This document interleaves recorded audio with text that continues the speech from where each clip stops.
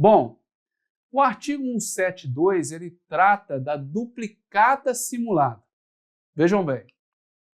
Sujeito ativo, meus amigos, no caso do 172, é aquele que vai expedir. O que é expedir? É colocar em circulação uma fatura, uma duplicata, uma nota de venda.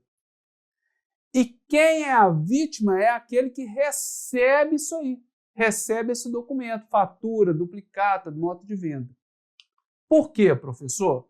Porque, veja bem, quando o sujeito ativo expede esses documentos, né, a duplicata, a fatura, a nota de venda, na verdade ele expede com uma certa fraude. Por quê?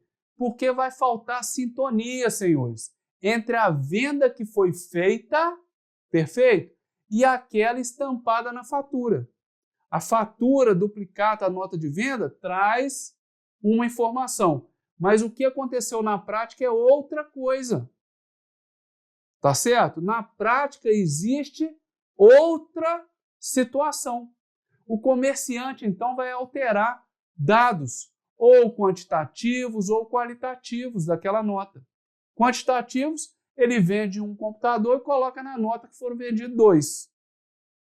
Qualitativos, ele vende, por exemplo, ouro e escreve que vendeu prata. Então, vejam bem, a nota duplicata, a fatura, traz uma informação que não é a real. Por isso que acontece a fraude. Pode ocorrer quanto também a serviço. O prestador de serviço vai lá e consta na nota, na duplicata, na fatura, que prestou um determinado serviço, e quando vai ser verificado, o serviço que foi prestado na realidade é outro. Não foi prestado aquele serviço descrito na fatura, na duplicata ou na nota de venda. O crime do 173 que traz o abuso de incapazes. Veja bem, sujeito ativo é aquele que vai abusar. E como que esse sujeito ativo abusa? Ele abusa porque ele exagera.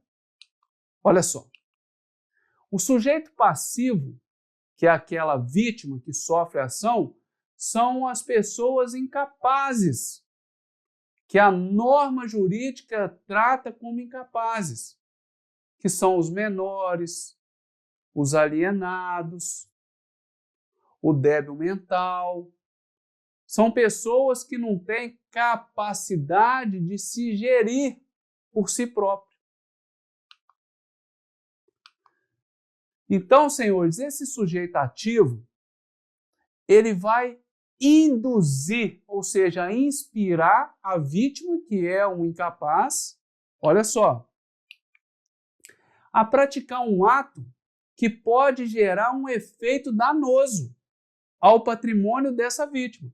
Se ele é incapaz, se ele não entende com clareza aquilo que ele está praticando, o sujeito ativo vai aproveitar dessa incapacidade, perfeito?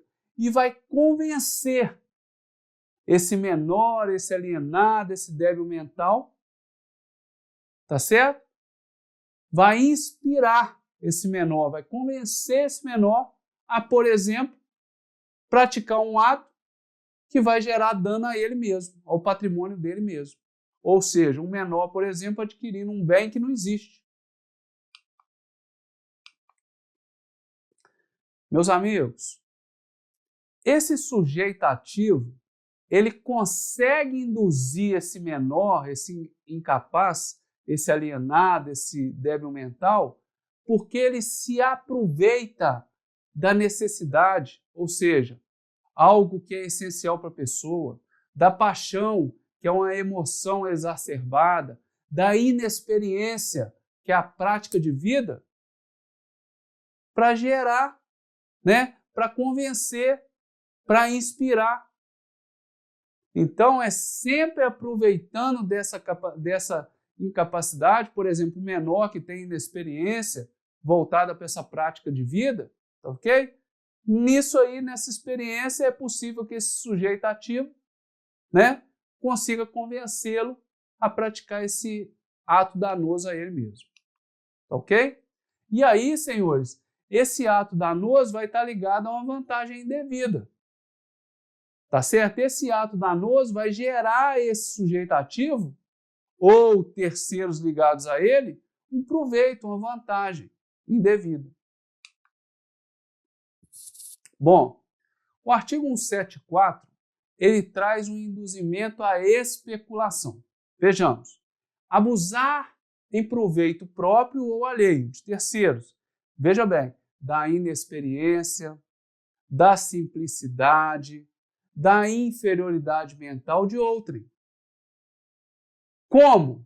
Da mesma forma, induzindo, olha só, e agora mais especificamente, a prática de jogo ou aposta ou a especulação com títulos ou mercadoria, sabendo, olha só o dolo direto, ou devendo saber, dolo eventual, que a operação é ruinosa. Ou seja, da mesma forma, meus amigos, eu vou causar prejuízo àquela vítima.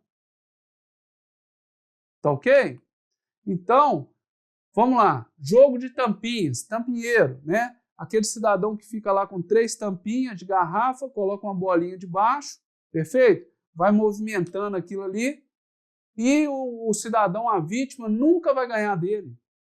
Perfeito? Ele tem a manha ali de movimentar aquilo de forma que a vítima nunca vai descobrir aonde que está a bolinha para ele conseguir ganhar. Então, ó, é uma modalidade de jogo de azar que vai estar ligada à destreza do operador e ele abusa da inexperiência da vítima. A vítima é inexperiente, ela acha que ela está ali e que tem possibilidade de ganhar, mas não tem. A operação é ruinosa para ela. Tá certo? É um crime formal, perfeito? Não exige o resultado naturalístico e ele consuma com essa prática da conduta, independente, perfeito? De que gere-se ou que seja gerado prejuízo. Tá ok? Se o autor abusou dessa inexperiência, conseguiu induzir a vítima a praticar esse jogo de azar, por exemplo, o jogo de tampinha, sabendo que aquilo ali seria ruinoso, ou seja, sabendo que ele não teria chance de ganhar, perfeito? O crime já existe, já está consumado. O objeto jurídico é justamente a proteção do patrimônio dessas pessoas, perfeito? Que não tem a possibilidade de protegê-los dessa especulação. Meus amigos, o 175 fala da fraude no comércio. É um crime aonde eu tenho um estelionato próprio do comerciante. Então, é um crime próprio, aonde quem é o autor do crime vai ser sempre o comerciante. Vejam bem, esse comerciante, ele vai enganar. Ele vai utilizar-se do engodo para induzir em erro, para ludibriar a vítima. O sujeito passivo, que é a vítima, é o adquirente ou é o consumidor. O que acontece nesse estelionato do comerciante? Vamos lá. O comerciante, então, ele vai vender como verdadeiro ou perfeita uma mercadoria que é falsificada ou que está estragada, deteriorada. Ou ele vai entregar uma mercadoria e a vítima vai pensar que está recebendo outra mercadoria, uma mercadoria por outra. Então, olha aí, olha o engano, né? Ah, eu falo que eu estou vendendo um tênis da Nike e ele não é verdadeiro, como foi anunciado. Ele é falsificação de primeira linha, que seja, mas é mercadoria falsificada. O comerciante me enganou com relação àquele produto. Quando eu comprei, eu fui induzido em erro a pensar que era um produto original, que era verdadeiro. Então eu, como consumidor, como adquirente, o que aconteceu? Eu tomei um prejuízo em benefício do comerciante. Parte da doutrina entende que esse artigo 175, no inciso 1º, ele foi revogado, né, pelo artigo 7º da Lei 8.137 de 90, que vai tratar dos crimes com relação contra a relação de consumo, no que tange à venda como verdadeira ou perfeita de mercadoria falsificada ou deteriorada. Mas isso existe divergências doutrinárias.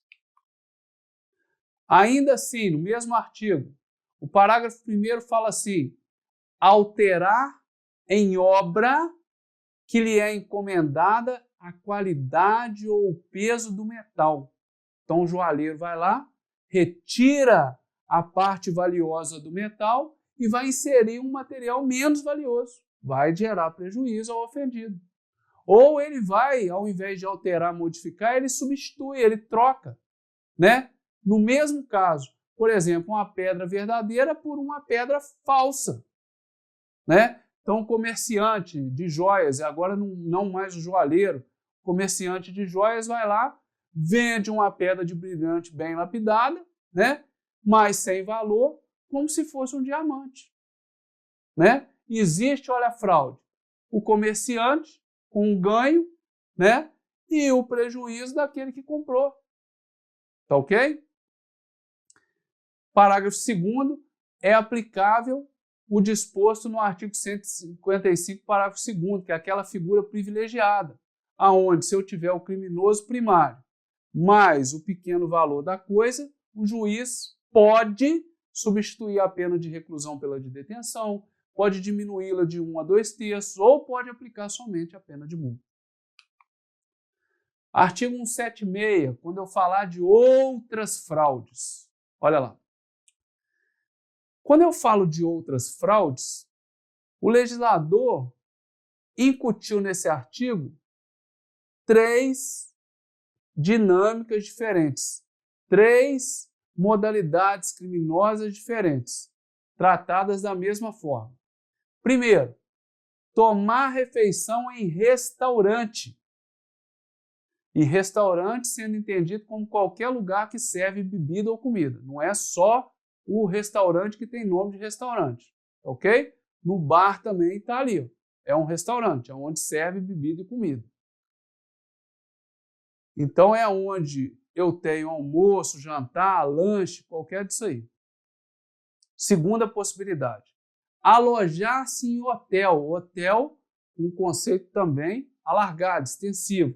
É quando eu me hospedo por preço certo, né? Pousada, hotel, hostel e assim vai. Ou, terceira conduta, utilizar de um meio de transporte, quando eu vou deslocar de um local a outro mediante um pagamento. Então, 3 situações que envolvem situações diferentes. Tá ok? Vamos lá. Em todas essas condutas, o autor do crime, que é o sujeito ativo, ele não, vejam bem, olha a palavra, não dispõe de recursos financeiros para pagar aquela conta. Que seja no restaurante, que seja no hotel, que seja no transporte. Ele não tem grana, ele não tem como integralizar o pagamento pela despesa que ele fez. Quando o cidadão tem o dinheiro para pagar, mas ele discorda da conta, né? A conta ficou em R$100, ele entende que ficou em 80. Essa discordância não gera esse crime, não. Tá ok? E essa discordância tem que ser resolvida lá no juízo civil. Não está no artigo 176. 176 é quando o indivíduo pratica essas condutas, mas não tem recurso para pagar a despesa. Eu hospedo no hotel, mas eu não tenho dinheiro, não tenho R$1 no bolso para pagar aquele hotel. Aí cai no artigo 176. Tá ok? Meus amigos, muito conhecido na doutrina, na jurisprudência, o dia do pendura, o 11 de agosto. O que é isso? Acadêmicos de direito, como uma forma de satirizar, perfeito? E isso era cultural, eles iam para a questão de bares e tudo mais, bebiam alguma coisa, faziam algum consumo e faziam uma leitura, como se fosse de uma sentença, não é? Fazendo aquela questão, aquele gracejo no sentido de deixar aquilo ali pendurado. Tá ok? Não pagavam a conta. Mas era uma questão que era costumeira e que o indivíduo praticava aquela conduta como uma forma de brincadeira e tudo mais. Só que hoje a situação evoluiu muito. O cidadão vai e faz um consumo extremamente alto de mercadoria. Ele senta no bar, toma todas e aí depois ele quer deixar na questão do pendura. Perfeito? Ele alega isso. Então, olha só. Não existe o crime do artigo 176 nesse caso. Por quê? Porque os acadêmicos de direito, eles possuem recurso para efetuar o pagamento, senhores. Perfeito? Então, ou esse caso ele vai ser tratado na esfera civil, ou em casos mais graves, como que eu falei, o cara quer dar um despertão mesmo e fez um consumo alto de 200, 300 reais, perfeito? Quer dar um despertão, e aí ele comete um crime mais grave, ele comete o estelionato. Por quê? Porque tudo aquilo foi pensado, planejado, né? E mediante aquele ardil, perfeito? Ele quer enganar, ele quer levar uma falsa percepção da realidade, jogando essa questão do dia do pendura, mas ele está gerando um prejuízo alheio. Então cai lá no estelionato 171. Somente se procede mediante representação, crime de ação penal pública condicionada à representação. E o juiz, dependendo das circunstâncias, ele pode deixar de aplicar a pena, pode conceder o perdão judicial.